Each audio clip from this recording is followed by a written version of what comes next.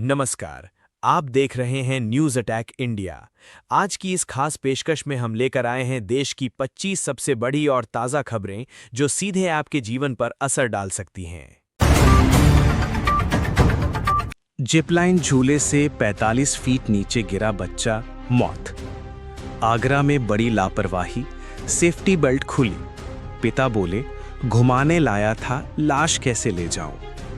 आगरा में चूड़ी कारोबारी के 15 साल के बेटे की 45 फीट ऊंची जिप लाइन से गिरकर मौत हो गई।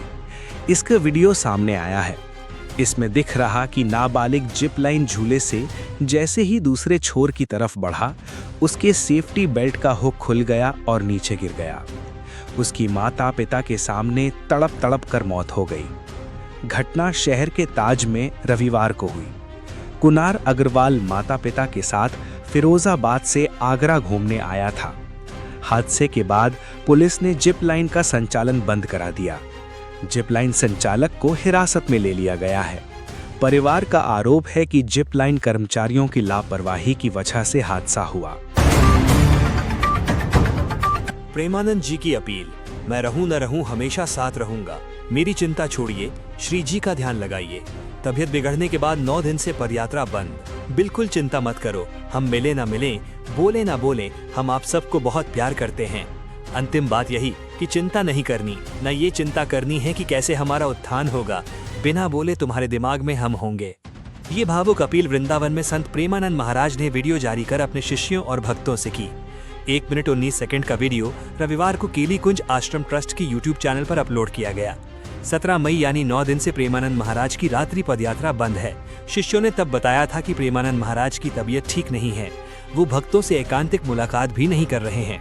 प्रेमानंद महाराज की दोनों किडनी खराब हैं। उनकी हफ्ते में 2-3 बार डायलिसिस होती है। दूल्हे का हत्यारोपी रवि यादव एनकाउंटर में ढेर। जौनपुर में दुल्हन के ममेरे भाई के साथ वारदात की थी। लव मैरिज से नाराज था। जौनपुर में शादी वाले दिन दूल्हे की हत्या के आरोपी रवि यादव 28 को पुलिस ने रविवार तड़के 3 बजे एनकाउंटर में मार गिराया। उस पर 1 लाख का इनाम था। उसने दुल्हन के ममेरे भाई के मिलकर 24 दिन पहले यानी 1 मई को दूल्हे की हत्या कर दी थी। वजह यह थी कि दूल्हा दुल्हन लव मैरिज कर रहे थे। दोनों इसके खिलाफ थे। पुलिस जांच में पता चला था कि रवि दुल्हन के ममेरे भाई प्रदीप बिंद का दोस्त था। प्रदीप के एक और दोस्त भोले राजभर ने दूल्हे आजाद बिंद 21 की लोकेशन शेयर की। इसके बाद प्रदीप और रवि ने बारात रोककर वारदात को अंजाम दिया। सीसीटीवी में प्रदीप रवि नजर आए। पुलिस ने दूल्हे के पिता राम लखन बिंद की शिकायत पर तीनों के खिलाफ केस दर्ज कर 1-1 लाख का इनाम रखा। ट्रंप ने मोदी को महान बताया, कहा कि पीएम मेरे दोस्त, मैं उनका बहुत बड़ा फैन। भारत मुझ पर 100% भरोसा कर सकता है। अमेरिकी राष्ट्रपति डोनाल्ड ट्रंप ने पीएम मोदी को अपना महान दोस्त बताया और कहा कि वे मोदी के बहुत बड़े फैन हैं। ट्रंप ने कहा कि भारत अमेरिका पर 100% भरोसा कर सकता है। अमेरिका के 250वें स्वतंत्रता दिवस पर दिल्ली के भारत मंडपम में आयोजित कार्यक्रम में ट्रंप ने अमेरिकी राजदूत सर्जियो गोर को फोन करके लोगों को संबोधित किया। उन्होंने कहा, मुझे भारत से प्यार है। आपको एम्बेसडर गोर हमारे देश के प्रतिनिधि के तौर पर अच्छी स्पीच देनी होगी। मैं सबको गुड इवनिंग कहना चाहता हूँ। मुझे प्रधानमंत्री से प्यार है। पीएम मोदी महान है, वे मेरे दोस्त हैं। मोदी को हेलो कहो, मैं उनका बहुत बड़ा फैन हूँ। देश में आज से नौतपा गर्मी हीट वेव बढ़ेगी। महाराष्ट्र का ब्रह्मपुरी 47.2 डिग्री सेल्सियस के साथ देश में सबसे गर्म रहा। एमपी यूपी के 8 शहरों में पारा 45 डिग्री सेल्सियस पार गया। देश में आज से नौतपा की शुरुआत भी हो गई है। इसका मतलब है कि अगले 9 दिन और ज्यादा गर्मी रहेगी। हीट वेव और तापमान भी बढ़ेगा। तापमान 45 डिग्री सेल्सियस से ज्यादा बना रह सकता है। रविवार को महाराष्ट्र के विदर्भ क्षेत्र का ब्रह्मपुरी लगातार तीसरे दिन देश का सबसे गर्म शहर रहा। यहाँ तापमान 47.2 डिग्री सेल्सियस रहा, जो सामान्य से 4.6 डिग्री सेल्सियस ज्यादा है। उत्तर प्रदेश में बांदा 46.8 डिग्री सेल्सियस तापमान के साथ सबसे गर्म जिला रहा। इसके अलावा प्रयागराज और उरई में 45.6 डिग्री सेल्सियस, झांसी में 45.6 डिग्री सेल्सियस, आगरा में 45.4 डिग्री सेल्सियस और हमीरपुर में 45.2 डिग्री सेल्सियस तापमान रिकॉर्ड हुआ। रूस ने यूक्रेन पर ओरेनिक मिसाइल से हमला किया, ये परमाणु हथियार ले जाने में सक्षम। ज़ेलेंस्की बोले, रूसी पागल हो चुके हैं। रूस ने रविवार को यूक्रेन पर कई मिसाइलों और ड्रोन से हमला किया, जिसमें कम से कम 4 लोगों की मौत हो गई और कई दर्जन लोग घायल हैं। हमलों का निशाना यूक्रेन की राजधानी कीव के आसपास के इलाके थे। रूस ने कहा कि यह हमला यूक्रेनी हमलों के जवाब में किया गया। रूसी रक्षा मंत्रालय के मुताबिक हमले में ओरेनिक हाइपरसोनिक मिसाइल का भी इस्तेमाल हुआ। ये मिसाइल परमाणु हथियार ले जाने में भी सक्षम है। यूक्रेनी राष्ट्रपति वोलोदिमीर ज़ेलेंस्की ने रूस पर जानबूझकर नागरिक इलाकों को निशाना बनाने का आरोप लगाया। उन्होंने टेलीग्राम पर लिखा कि रूसी हमलों में पानी सप्लाई करने वाली एक फैसिलिटी को नुकसान पहुंचा, एक बाजार जल गया और कई घरों और स्कूलों पर हमला हुआ।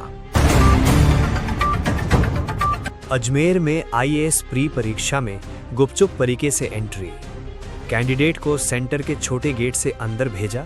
एडीएम बोली, सेंटर से मांगी रिपोर्ट। संघ लोक सेवा आयोग यूपीएससी की सिविल सेवा आईएएस प्री परीक्षा रविवार को हुई। राजस्थान में जयपुर, जोधपुर, उदयपुर और अजमेर में परीक्षा सेंटर बनाए गए। अजमेर के एक सेंटर में कैंडिडेट को गुपचुप तरीके से एंट्री देने का मामला सामने आया है। दावा है कि यहां एक पुलिसकर्मी ने कुछ कैंडिडेट्स को एंट्री टाइम खत्म होने के बाद अंदर भेज दिया। गलत तरीके से कैंडिडेट को एंट्री देने पर एग्जाम कोऑर्डिनेटर ने कहा कि मामले की जांच की जा रही है। कॉकरोच जनता पार्टी के खिलाफ याचिका, जल्द सुनवाई की मांग। कोर्ट बोला, इतना भावुक ना हो। इंस्टाग्राम पर पार्टी के 2.29 करोड़ फॉलोअर्स। सुप्रीम कोर्ट ने सोमवार को कॉकरोच जनता पार्टी से जुड़े व्यक्तियों की गतिविधियों की सीबीआई से जांच करवाने की मांग पर तुरंत सुनवाई करने से इनकार कर दिया। कॉकरोच जनता पार्टी एक सोशल मीडिया प्लेटफॉर्म है जो भारत के चीफ जस्टिस सूर्यकांत की हालिया कॉकरोच टिप्पणी के बाद सामने आया। सोमवार दोपहर 12 बजे तक सीजेपी के इंस्टाग्राम पर 2.29 करोड़ फॉलोअर्स हो गए हैं। कोर्ट में याचिकाकर्ता के वकील एनके गोस्वामी ने कहा कि सीजेपी जुडिशरी की छवि धूमिल कर रही है। इसके बाद सीजीआई और जस्टिस जॉय माल्या बागची और जस्टिस वीएम पंचौली की बेंच ने कहा, इसे इतनी भावुकता से मत लें। अमेरिकी विदेश मंत्री ने पत्नी के साथ ताजमहल देखा, डायना बेंच पर फोटो खिंचवाई, गाइड से ताज को लेकर सवाल पूछे, जयपुर के लिए रवाना।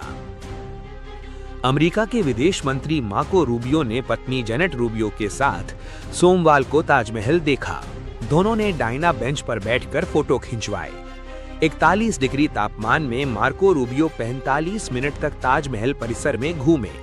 जेनेट ने ताज को देखकर कहा, बेहद खूबसूरत। गाइड नितिन सिंह से दोनों ने ताजमहल की नक्काशी के बारे में जानकारी ली और कई सवाल पूछे। मार्को काले कोट पैंट में जबकि जेनेट ग्रे रंग के गाउन में नजर आईं। दोनों ने काला चश्मा भी लगाया हुआ था। मार्को रूबियो पत्नी और 60 लोगों के प्रतिनिधि मंडल के साथ सुबह 10 बजे आगरा पहुंचे। एयरपोर्ट पर कमिश्नर दीपक कुमार और डीएम मनीष बंसल ने उनको रिसीव किया। यहां से सीधे मार्को ताजमहल पहुंचे और गोल्फ कार्ट से परिसर के भीतर गए।